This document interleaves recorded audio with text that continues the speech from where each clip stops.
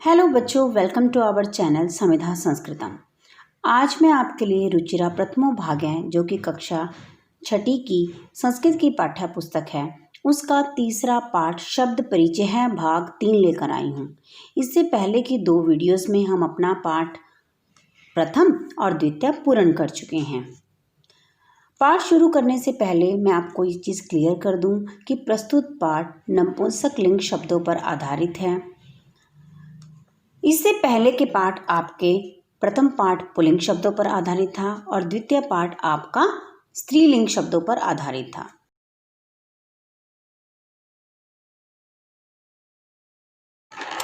चलिए पाठ की शुरुआत में सबसे पहले पाठ के शब्दार्थों पर नजर डाल लेते हैं। सबसे पहला शब्द है एतत्। एतत् का अर्थ है यह। विश्राम गृहम, विश्रामालय, अत्र, यहाँ, भित्तिकम, घेरा या दीवार, खनित्रम, कुदाल, श्रमिका, मजदूरिनी, चाल्यति, चलाती है, एते, ये दोनों, बस याने, 2 बसें, कुत्र, कहाँ, गच्छतः, जा रहे हैं या जा रही हैं, रेल स्थानकम, स्टेशन, उंगलिये के, 2 अंगूठियाँ, स्तः, हैं, सुवर्णकारः, सुनार, एतानि, ये, कदलीफलानि, केले के फल, मधुराणि, मीठे, पोषकाणि, पोषक, करवस्त्राणि, रुमाल, पुराणानि, पुराने, नूतनानि, नए। पाठ का हिंदी अनुवाद शुरू करने से पहले मैं आपको ये चीज़ स्पष्ट कर दूं कि एतत् का अर्थ होता है यह और तत् का अर्थ होता है वह। एतत् और तत् शब्दों का प्रयोग नपुंसक लिंग शब्दों के साथ ही किया जाता है। एतत् का अर्थ है यह, एते का अर्थ है ये दोनों और एतानि का अर्थ है ये सब। तत् का अर्थ है वह, ते का अर्थ है वे दोनों और तानि का अर्थ है वे सब। चलिए आप पाठ का हिंदी अनुवाद करना प्रारंभ करते हैं। सबसे पहले प्रथम चित्र की ओर देखें और समझने का प्रयास करें। एतत् किम, एतत् का क्या अर्थ है यह, यह क्या है। एतत् खनित्रम अस्ति, यह कुदाल है। खनित्रम का क्या अर्थ पढ़ा था हमने, कुदाल। श्रमिका खनित्रम चाल्यति, मजदूरनी कुदाल चलाती है। अब दूसरे चित्र की ओर ध्यान से देखें और समझने का प्रयास करें। तत् किम, वह क्या है। तत् विश्राम गृहम अस्ति, वह विश्रामालय है। किम अत्र भित्तिकम अस्ति, क्या यहाँ पर दीवार है। भित्तिकम का अर्थ होता है दीवार। अत्र भित्तिकम न अस्ति, यहाँ दीवार नहीं है। अत्र का क्या अर्थ है यहाँ, और अत्र क्या है, एक अव्यय शब्द है। अब तीसरे चित्र की ओर ध्यान से देखें। एते की, एते का क्या अर्थ है ये दोनों, ये दोनों क्या हैं। एते अंगुलीये के स्तः, ये दोनों अंगूठियाँ हैं।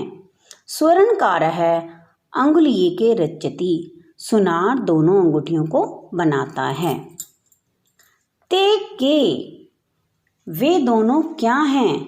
ते बसयाने स्तः, वे दोनों बसें हैं। ते बसयाने कुत्र गच्छतः, वे दोनों बसें कहाँ जाती हैं। ते रेल स्थानकम गच्छतः, वे दोनों बसें रेलवे स्टेशन जाती हैं। चलिए अब अगले चित्र की ओर बढ़ते हैं। एतानि कानि, एतानि का क्या अर्थ है ये सब, बहुवचन में प्रयुक्त होता है। एतत् शब्द का बहुवचन है। ये क्या है। एतानि करवस्त्राणि सन्ति, करवस्त्राणि का क्या अर्थ है रुमाल, ये रुमाल हैं। किम एतानि पुराणानि, क्या ये पुराने हैं। न एतानि तो नूतनानि, नहीं ये तो नए हैं। तानि कानि, वे सब क्या हैं। तानि क्या है, तत् का बहुवचन है, प्रथमा विभक्ति बहुवचन। वे सब क्या हैं। तानि कदली फलानि सन्ति, कदली फल क्या था, केले के फल, वे सब केले के फल हैं। किम तानि मधुराणि, क्या वे मीठे हैं। आम। तानि मधुराणि पोषकाणि च। हाँ, वे मीठे और पोषक हैं। आम का अर्थ होता है हाँ और च का क्या अर्थ है और। ये भी दोनों अव्यय शब्द हैं। तो बच्चों ये तो था इस पाठ का हिंदी अनुवाद। तो चलिए अब देखें कि इस पाठ में कौन कौन से अव्यय शब्द प्रयुक्त हुए हैं। सबसे पहला अव्यय शब्द है अत्र। अत्र का क्या अर्थ था यहाँ। फिर है कुत्र। कुत्र का क्या अर्थ है कहाँ। उसके बाद आया है न। न का अर्थ होता है नहीं। तू का अर्थ होता है तो भी एक अव्यय शब्द है। आम। आम का क्या अर्थ है हाँ और च का क्या अर्थ है और। तो ये थे बच्चों इस पाठ में आए हुए सभी अव्यय पद। अब हम पाठ का अभ्यास प्रारंभ करते हैं। सबसे पहला क्वेश्चन है जिसका क भाग है उच्चारणम कुरुत। उच्चारण करें। इस भाग में आपने दिए हुए शब्दों का उच्चारण करना है। चलिए हम पढ़ना शुरू करते हैं। पहला शब्द है फलम, गृहम, पात्रम, पुष्पम, द्वारम, विमानम, कमलम, पुस्तकम, सूत्रम, छत्रम, भवनम और जलम। चलिए अब पहले क्वेश्चन के ख भाग की ओर बढ़ते हैं। चित्राणि दृष्ट्वा पदानि उच्चार्यत। चित्रों को देखकर पदों का उच्चारण कीजिए। चलिए चित्र की ओर ध्यान से देखें और मेरे साथ साथ इन पदों का उच्चारण करें। सबसे पहला चित्र है पर्णम, फिर है क्रीडनम, नारिकेलम, संगणकम, वातायनम, सोपानम, उद्यानम, उपनेत्रम, कंगतम। दूसरे क्वेश्चन का क भाग है वर्ण संयोजनम कृत्वा पदम कोष्ठके लिखत। वर्णों का संयोजन करके पद को कोष्ठक में आपने लिखना है। और वर्ण संयोजन क्या होता है वर्णों को जोड़ना।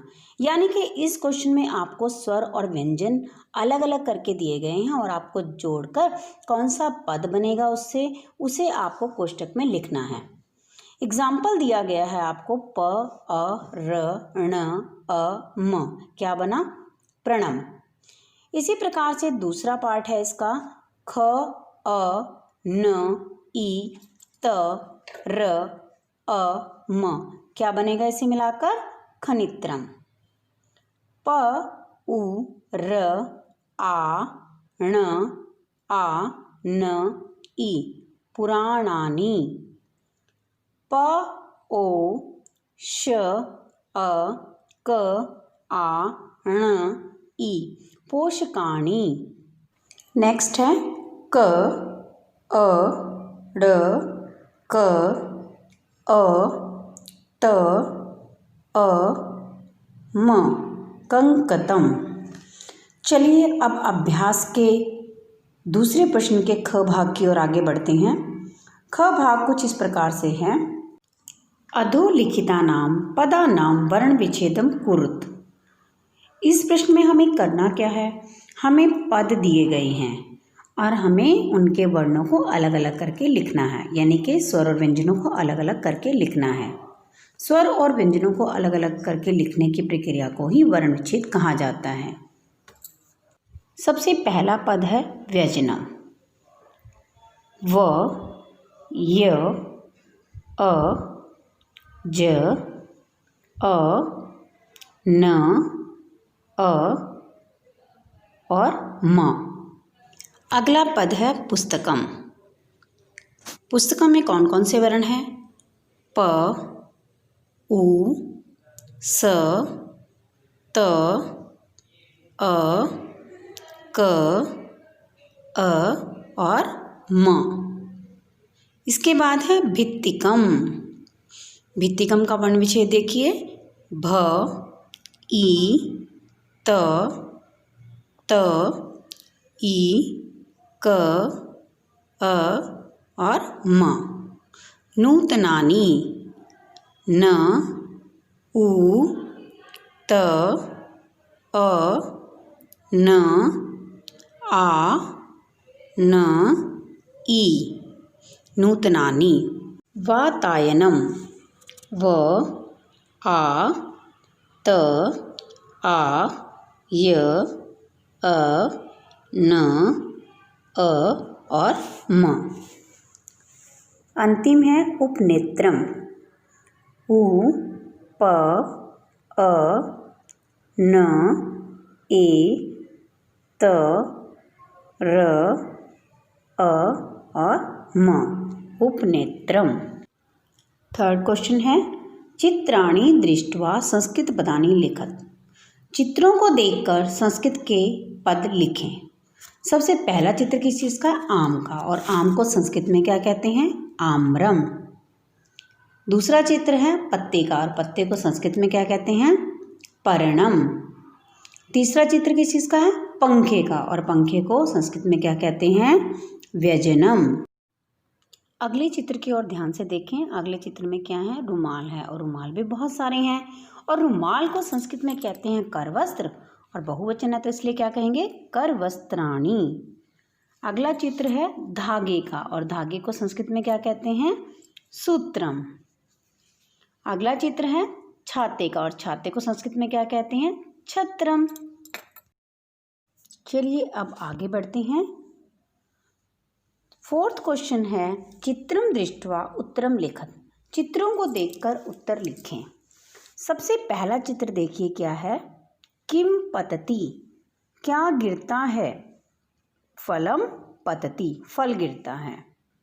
म्यूरो किम कुरुतः, दो मोर क्या करते हैं? म्यूरौ नृत्यतः, दो मोर नाच रहे हैं। एते के स्तः, ये क्या हैं? एते क्रीडने स्तः, ये खिलौने हैं। बालिकाः किं कुर्वन्ति, लड़कियां क्या करती हैं? बालिकाः पठन्ति, लड़कियां पढ़ती हैं। कानि विकसन्ति, कौन खिलते हैं? पुष्पाणि विकसन्ति, फूल खिलते हैं। पांचवा क्वेश्चन है निर्देशानुसार वाक्यानि रचयत। निर्देश के अनुसार वाक्यों को बनाइए। उदाहरण दिया गया है आपको, एतत् पतति। आपने इस वाक्य को बहुवचन में परिवर्तित करना है, बहुवचन में बदलना है। आपको मैंने वीडियो की शुरुआत में बताया था कि एतत् का अर्थ होता है यह, और एते का अर्थ होता है ये दो, और एतानी का अर्थ होता है ये सब। तो एतत् का बहुवचन क्या हो जाएगा? एतानी। और बहुवचन के साथ क्रिया भी बहुवचन की ही लगती है, तो पतति की जगह क्या आ जाएगा? पतंती। चलिए अगले वाक्य की ओर बढ़ते हैं। एते प्रणय स्तः, ये दो पत्ते हैं। इस वाक्य को आपने बहुवचन में परिवर्तित करना है। एते का बहुवचन क्या होगा? एतानी।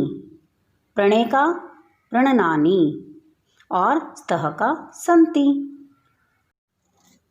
म्यूरः नृत्यति, म्यूरः का बहुवचन होगा म्यूराः।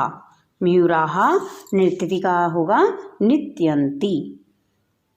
नेक्स्ट है एतानि यानानि।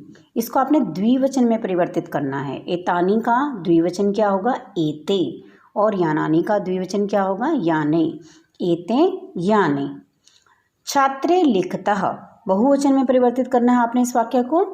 छात्र का बहुवचन हो जाएगा छात्राणि, और लिखता का लिखन्ति। नारिकेलम पतति, द्विवचन में परिवर्तित करना है आपको इस वाक्य को। नारिकेलम को हम बनाएंगे इसका द्विवचन, तो क्या बनेगा? नारिकेले, और पतति का पततः। चलिए अब इस अभ्यास के अंतिम प्रश्न की ओर बढ़ते हैं, जो कि इस प्रकार से है। उचित पदानि संयोज्य वाक्यानि रचयत। उचित पदों को जोड़कर वाक्य की रचना कीजिए। आपको पद दिए गए हैं और क्रियापद भी दिए गए हैं। आपको उचित पदों को उचित क्रियापदों के साथ जोड़कर वाक्य निर्माण करना है। कोकिले कूजतः, पवनः वहति, पुष्पं विकसति, खगः उत्पतति, मयूराः नृत्यन्ति, सिंहा गर्जन्ति। तो बच्चों ये था रुचिरा प्रथमो भाग्य का पाठ 3, जिसके आज आपने शब्दार्थ किए, हिंदी अनुवाद किया और साथ ही साथ इसका अभ्यास भी पूर्ण किया। तो अब आपको करना क्या है, आपको संस्कृत की अपनी नोटबुक में इस पाठ को लिखना है और इसको केवल लिखना ही नहीं है, याद भी करना है।